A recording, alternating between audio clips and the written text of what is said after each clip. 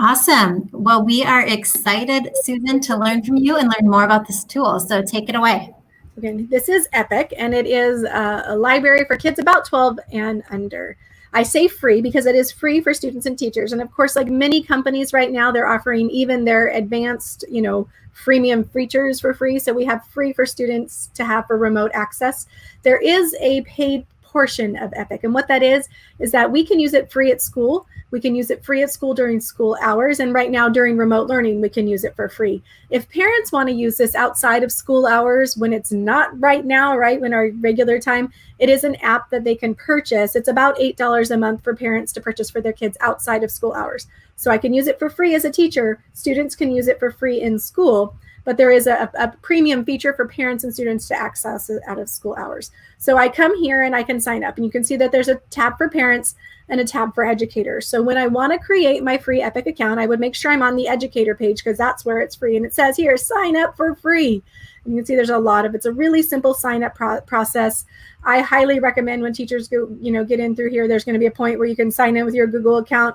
Really a good way to do it. I already have an account, so I'm going to go over to my account, and you can see books. So at a base level, that's what it is. It is digital interactive text. I'm going to model a few different kinds of text I can find. So some of these are actually popular children's literature trade books that you've seen on shelves at the store or in regular libraries. So I'll click this up. When I load a piece of text, it comes up in this really nice full screen viewer. Maybe. Give it a second. Oh, goodness. Give it a second. I'm going to try another book just in case just for whatever reason. It could be a thinking thing. Let me grab a different one here. I might be having some RAM issues. I have a backup plan if for some reason this isn't going to let me load it live. So it does let me load some text. So let me go ahead and show you that main screen again while I get the secondary one open. So you can see that there's a wide variety. As I look at this, you see that there's some books that have those little green dots on them. And the green dots are the read to me's. Read to me text will actually read the books to kids aloud live. I do also have audio books. So the books with the purple tags are they're just audio, so kids can listen to language, they can listen to the words, but they don't actually see any pictures. So I have standard books, I have read to me's, and I have audio books. So those are all different kinds of books that we can get on Epic. I'm going to go ahead and bring up an example there since I'm having a little bit of internet. We'll just go ahead and take a peek. So again, we talked about texts in Spanish. There's a whole series of texts available in Spanish, and they're full color interactive text. So I'll try again on the real one in a second, but you see it's great, interactive, full color, amazing text. Full library in Spanish. There's also books in French as well. The read to me's are that they read aloud and it actually tracks the words while kids read. And then there's some of those audio books. Remember, they just practice their listening comprehension. So I can get all of those types of books in there. In Epic, I can sort by age, by their AR or Lexile level, depending on how I level students. There's a great searching feature. So when I want to search for books that are appropriate to my reader's level, I can use those search features. And then I can make collections. And collections are my favorite part of Epic because I can cluster a bunch of reading books on the same topic. So whatever kind of holiday or whatever kind of topic I want to research, I can do that. I'm going to go ahead and go back here and see if maybe I can click on one of these now. Let me see if it's going to let me load up the book. I think, what might be happening is that there's just a lot going on between the screen sharing and all of that. So maybe we'll just pause that. So when I go to one of these books, I also have that library. So I'll go to my teacher library and you can see what I've done. When I find books that I like, I can create collections. And in my collections, I can go through and put related books by topic. So if I want a whole collection of books on, say, ladybugs, I can search the library. I'll go ahead and try a search here like on ladybugs. When I search my books, oh, come on. for whatever reason, Dominique, it is being grumpy. So I'll go back to the slide here. Know that I can have those collections, and I really do like being able to have the collections because I can then assign them to the students. So in the Epic login, there is a splash page. So to get students connected, I would go in as a teacher and I can pull in my kids. If I'm using Google Classroom, one way I could do that is I can just pull them straight in with my Google Classroom. And then another way I can do that is have them sign in with a class code. So much like many other ed tech resources, I can create my classroom, I can populate my list using my Google Classroom, or I can go hand and enter my kids. And in that situation, kids just enter their class code. And then from there, they would click on their name. It takes them right in. It's very easy for even really young learners to use. So Epic, again, free for teachers and students. And I want to go ahead and come back out there. Susan, just a quick question, and it's okay. We've had other issues with slow internet or whatever that's happening, so don't worry. We just had a question. Are you able to share that presentation with people? Absolutely. Okay, so if you can put that link up, because someone said they tried to get it, but it was too fast. Yeah, there we go. That's there. I'm going to try to get back to the live version in a second, but it is bit.ly/K5books, has all of these. Just a little bit of the screenshots of what's going on and some of the step-by-step of how to do this. I was hoping to demo live, but you know, the internet is doing its thing, right? And that's fine. Susan, I just have another question. I know right now Epic is free for teachers and educators. Is there normally a cost, or is that? It's always free. That's always free. The only limitation is that it's free between about the hours of 8 and 4. So if my own children try to access Epic outside of those hours, if my children are trying to access it, say on the weekend, they get a little message that says, hey, would you like to sign up for, the Epic? And so I liken it to in school, and I'm sure in many places, sometimes we'll send home flyers to parents for purchasing books, right? We send home a Scholastic magazine for letting them purchase books. It's kind of like that. Like, why do teachers do that? Well, it's because we want to get books for our classroom, so we do advertise to parents. So Epic does, give you paperwork and products that you can advertise to parents, meaning if you can send the email to parents, hey guys, we're using a tool called Epic. If you'd like to use it at home, here's the information. It doesn't force teachers to share that with parents, but they're giving us a free product, so they do give us opportunities to invite the parents to have that advance. But in the classroom and with students from the hours of 8 to 4, it's always free. So that's amazing. And also, I just wanted to mention, I'm pretty sure that as a parent, you have like a 30-day trial. Because I think I did that when we used to be able to take flights. Yep. So there are lots of great resources. I want to share another thing. If you were able to open this presentation, and I see a couple of you have, this website here, this article that I have linked in there, it's on probably the 4th or 5th slide. It's a whole article about more resources just like this with free resources for digital reading. Again, with our kids not being in our traditional classroom right now, they may not have access to books the way that we have in the school, but this article here, linked in that presentation, and we can make sure we go back to that, has a number of resources like Storyline Online and another one called Books. And then there's other places that are providing free digital text for kids. So Epic, again, interactive books. My favorite part is the fact that when I get to a book like this, when they call it interactive, this particular kind of book doesn't read aloud to the kids. The full color interactive. However, if a student comes to a word they're not familiar with, when they click on it in the Epic program, it'll actually say that single word aloud. So as students are going along, in the interactive text, what that means is they can read, but individual words that they click on will speak aloud. So as a student comes to a word that they're not familiar with, they get that scaffolding of being able to do that. But in the full color text,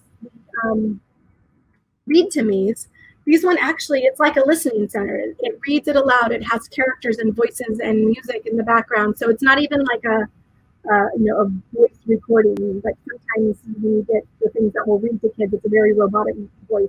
It's an interactive, fun, musical, exciting read aloud. So the read to me's, and it also tracks the word on the screen. So as the word's being said, it actually illuminates, it highlights so the kids can watch the text being read aloud while they're listening. So that's a really great feature in those read to me's. And then again, we mentioned the third word being the audiobooks, where they just put the headsets on, or they can just listen to it aloud. It just reads to them. So they're allowed to use their imagination to try to imagine what's going on, and they can work on that listening comprehension, which can be a challenge for a lot of, I know a lot of people who have trouble with listening, right? So just that ability to just kind of put on an audiobook and lose yourself in the story without having the pictures to look at along the way. So it's a really, really fun way to do that. I'm going to try one more time there. So again, you see wide variety in my teacher splash page. Mine is set up to be for K2 learners. When I set up my account, I let them know that I teach young learners. So you see the texts that are being offered there are for kindergarten. See, mine says explore by grade. So all of my texts are for that grade level. But you see there's a whole bunch of read to me's, informational text, historical things, sciencey things. Oh, this one is probably fun. I bet there's a lot of kids who'd like to read that one, right? High interest for kids. It's gross, but you know what? They love this stuff. And anything that gets kids excited about reading, I am all for, right? I am all for all of these. There's some videos available, and you do see a lot of popular high interest text here. Things from the National Geographic Kids, like thousands of them. We're not talking about, 20, 30 books, thousands and thousands of informational text, narrative text, popular series, nonfiction, exploring my world. In my school, the fifth graders always did reports about different parts of the world. Maybe they did state reports or nation reports. But again, that's one of those things where a library at a school may not have a wide variety of resources on one topic, and even more so, they may only have one or two of those books. So if more than one student is interested in researching a topic, they become limited by what physical books are in the library. Well, with EPIC, that's not an issue, right? So that's really, really, really great. I'm going to try one more time to see if I can grab on this one. This one is called Eat a Balanced Diet, and it's for young learners. And we'll give it a chance to load.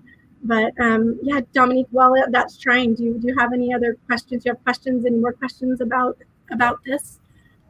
We just have, they were asking for the link. We have people saying this is great. Thank you so much for sharing this. Felipe says this is going to be awesome. Thank you for sharing.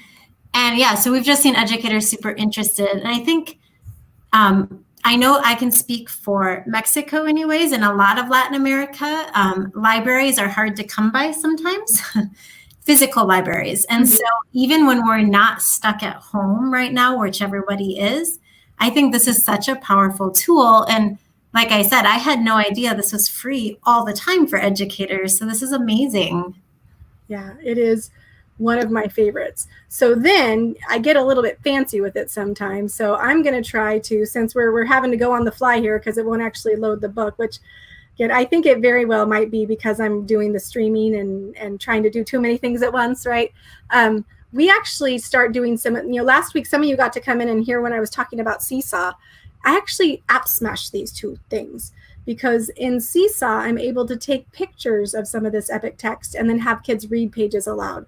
So I'm going to go ahead and leave that up for a second, and I'm going to bring over a window that you can see where we actually app smash Seesaw and these things. So Seesaw, if you're not familiar, is a tool that records student voices. It allows them to share things they've learned. But I can take pictures of the epic text and bring them in there. So I'm going to just try to get up an example of that real quick. I shared some of these last week, but I just want to pull it up. Seesaw. If you want to go ahead and find that, bit.ly/K5 books is a great resource there. But I'm going to go and see if I can get the other one available since we're dealing with this little silliness of the computer.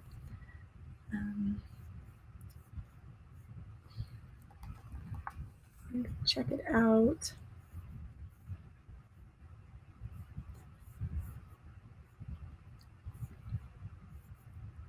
Give me just one more second. I'll give up on it if it's not going to let me, but I think I can make this happen. So you can see a sample of how a student was able to take a Seesaw activity and a text from Epic and record what they had to say. So they were able to take their Seesaw activity and that, let me just open up this other window. Here we go. Oh, I'm about to give you something awesome. Remember, Seesaw and this smashed together. I'll bring that up so you can take a look. If you want students signed up, again, the student sign up is much like anything else where the students can go to epic.com/students. It'll ask them to sign in with their teacher code. So once you've created your teacher classroom, it's really, really easy for them to get in. I am trying to get up one example of how we can app smash Epic with other tools. So one thing that we'll do oftentimes is we do a screenshot. A screenshot is a powerful tool to capture whatever the students have in front of them. So say they have one of these pieces of text, and an example might be maybe we're studying something like figurative language. And so we're looking for examples of analogies or similes. Maybe we're looking for some kind of figurative language in text. And so say the student is just reading their regular book, just reading along, and they came to a great example of an analogy or a great example of something, some kind of literary device like that. What I have them do is I take a picture of it in the Epic book. They just take a screenshot, ka-chink, and then they're able to take that picture and share it elsewhere. And one of the places I'll have them share that is Seesaw. So I'm about ready to show you a cool example of how we app smash two things, Epic Text and Seesaw. Maybe, because everything works just as you want it all the time, right? Yeah, no, and that's fine, Susan. We totally understand. We've been having issues, we've been doing this now for 4 weeks. So sometimes things don't always work, but just curious, how many screens do you have in front of you right now? Monitors? Yeah, monitors. I might have 4. I wondered because I kept seeing you looking all around. Yeah, so it looks a little bit like NASA up in here right now. But it's helpful for those of you who are doing these things. It's nice to have just the variety of ways to find your stuff, and that way sometimes I'll be looking right here, like here's this window and this window, and it's been kind of useful to be able to move them around. Mm-hmm. And I think I'm about to give up on this one because it is really not loading. I have this great example from the other morning. My own children in school are using Seesaw a lot, but that ability to pair text. So no matter where the text comes from, whether it's from something like Epic or maybe they get text from their curriculum or text from their teacher, the ability to take text such as an Epic text and come back around and read a piece of it. So let's just say they have a piece of text on their page. They can take a capture of that text, whether a screenshot. Like I love teaching even really young learners how to take a screenshot because it's so empowering because they can show their learning. So maybe they're using some kind of online math manipulative or they've done something interactive on their screen. The ability to take a screenshot is really handy because they can then demonstrate learning in other ways. So let's. If it doesn't work right now, Susan, I'm wondering, can you show us within Epic? Because I know you said you can give your students a class code so that they join your class. Do you assign titles within Epic, or is that what you're trying to show us with Seesaw? I'm going to try to show you. So I can assign titles within. There's I will see if that one will let me load it. But I just want to show you this example of Seesaw. So what we have here is actually one of those screenshots of an Epic text. So the student was looking, they found an interesting vocabulary word as they were reading an Epic text. So this is a screenshot from a piece of text in Epic. And then we paired it with this other tool that we learned about last week called Seesaw. And by capturing that piece of Epic text, this here was a book about penguins, the student was able to notate using the Seesaw tools. They highlighted, they circled that new vocabulary word, and they were able actually to record. And I think we learned last week that the text the audio is a little bit hard, but it's actually the student making a statement. And she says something to the effect of, penguins eat krill, and krill are small fish. I like sushi, so I think maybe I would like to eat krill. So she was able to interact with the text at another level. So we take that piece of text from Epic, that really awesome piece of text from Epic, and then smash it together with a tool like Seesaw, where they can really take their thinking and make it out loud, right? So anyway, we can do that. So here's a couple examples of where we took some text, right? This was a screenshot from an Epic text, and then we did like a book snap using Seesaw. So smashing those two tools together where we can get the free awesome text from Epic and then smash it with other tools. So to assign to my students, I have a library, and I think that's one of the buttons that wasn't working, but let's just go see. Yeah, so when I go to my collection of assignments, I'm able to go through and like I have my library, and in my library, I can collect things. And then there's an assignments button there. Oh, here we go. Here's some of my students. It shows some information about them. This shows my list, but I can actually assign things to them.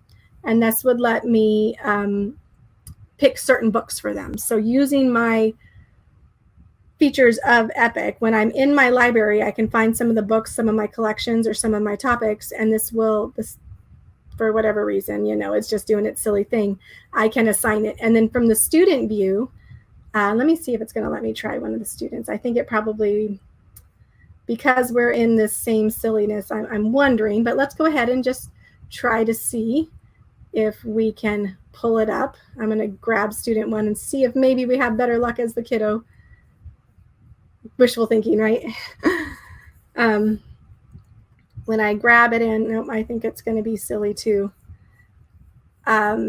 The student goes in, and the student actually has a little mailbox right at the top of the screen. So when the student view gets in, they see their mailbox, and that's books that the teachers have sent to them. So we use it at 2 different levels. When the student's in there, they can either be in that main page where they can just go through and explore, like the Explore lets me go through and see all the books that are available. Or in the student view, they have a little mailbox right at the top that says, these are the books your teachers has sent to you. I can see if the search is going to let me. It looked like the search wasn't working so well earlier. As you see penguins, I can tell you when I search something like penguins, about 45 books come up on even a simple topic like penguins. So this is part of its silliness right now. But it's a great tool. Look at all these free texts. And I bet if you're not trying to stream and do like 72 things at once, I think I've closed all my other windows though, so I'm not really sure what's going on here. But when you're not trying to stream and access Epic, I bet you're going to have a whole lot more luck. Sign up for that free educator account. Make sure you sign up as an educator, not a parent, because remember on the parent side, it may ask you for some payment information. If it's asking you for payment information, you're in the parent side. Make sure you go to the educator side, and all of these books can be available. Like these are really popular children's books here, Dominique. You see like ones that, you'll see in the classroom that teachers have. These are favorites.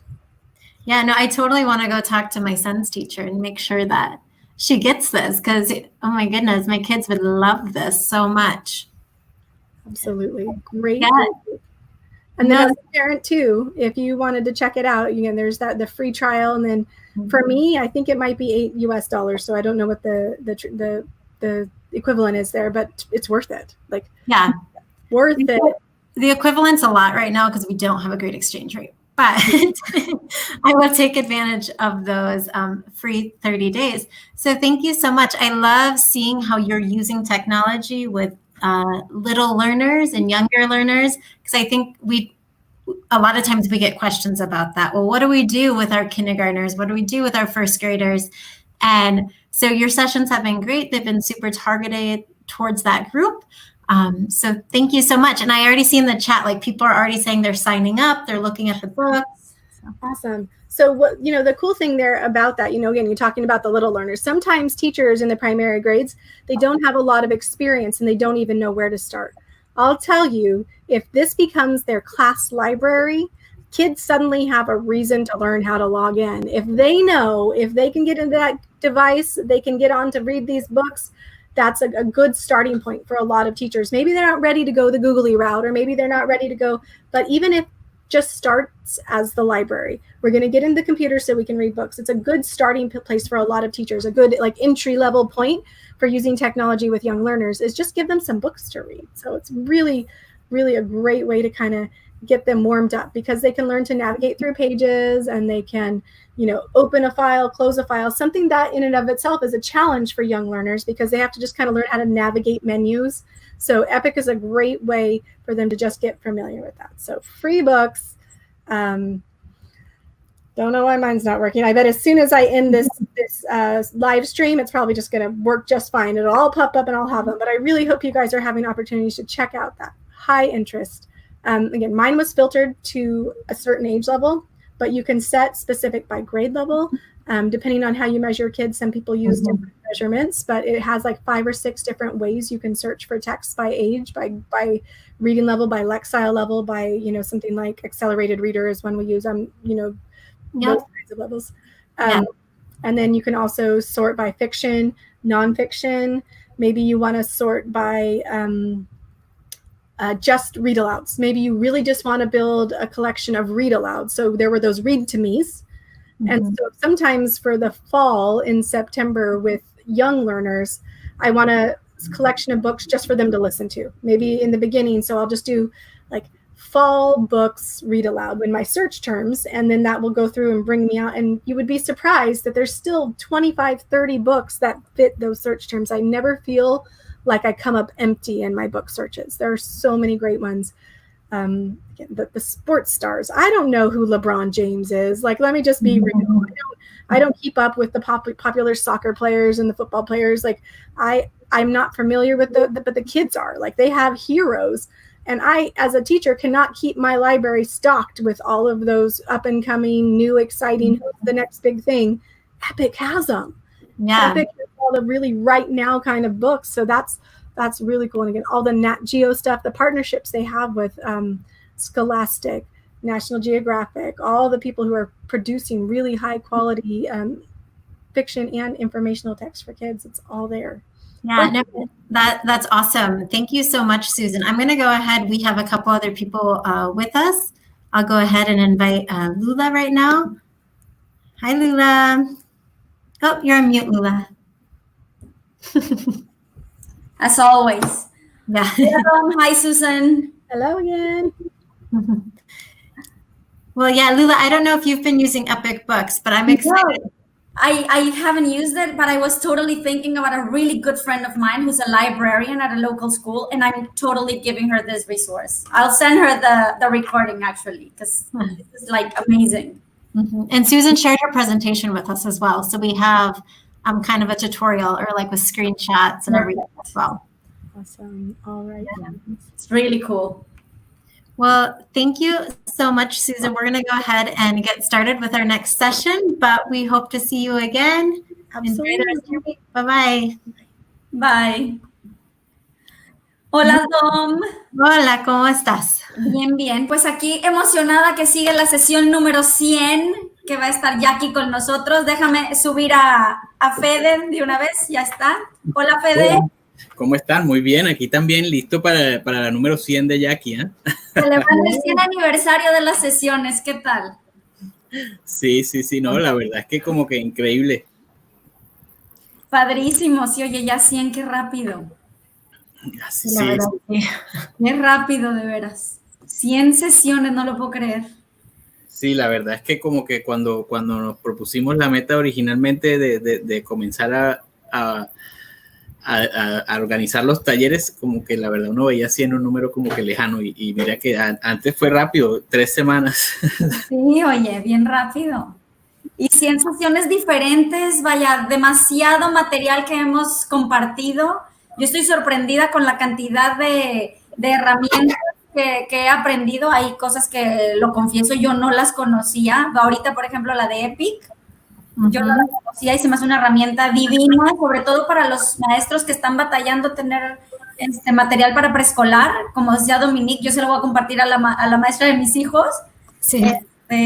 Todo eso está padrísimo, ¿no? Sí, la verdad es que sí. Yo también creo que hay una cantidad de herramientas que uno va conociendo que pues uno tiene cierto conocimiento, pero uno no se sabe todo. Entonces como que es rico ir viendo lo que hacen los demás. Y la verdad es que también a veces de pronto es una herramienta que ya usamos, pero entonces ver cómo la usan, porque resulta que la estrategia que utilizan es completamente diferente. Exacto. O los truquitos por ahí para hacer algunas funciones creativas que uno decía, ¿cómo lo hizo con eso? Así es. Entonces yo creo que pues traigamos a Jackie, ¿no? Que está aquí para compartir.